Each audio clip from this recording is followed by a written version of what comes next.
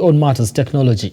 Now, the head of state, whose visit to India entered the second day today, has lauded the healthy diplomatic relations between Kenya and India, especially on global issues. Henry Tende now reports.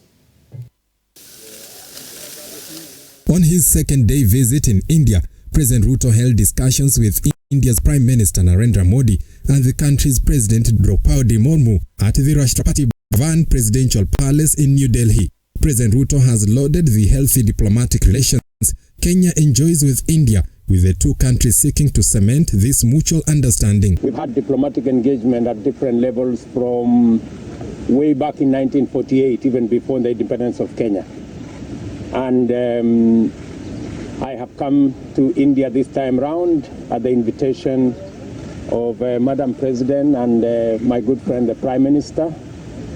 And my expectation is that we need to consolidate the relationship between Kenya and India. As Kenya explores ways to reform its health sector, President Ruto says the country will leverage on the advanced health sector in India with a view to advancing development, especially in vaccines. We are looking at how we can create partnership in the space of rural development, especially agriculture.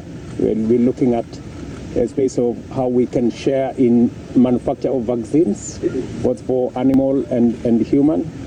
We're looking at what we can do about genomics. The partnership will also seek to revamp technology landscape in the country. We have a lot to learn from this great country, especially in the digital space.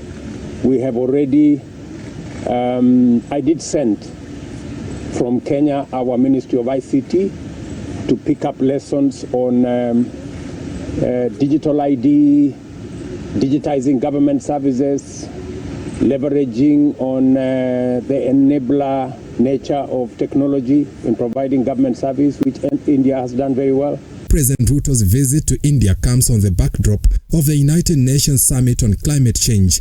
The head of state seeking India's support in his quest to have far-reaching reforms in climate change actions financing model. Henry Tende, Look Up TV. Away from that, tax rates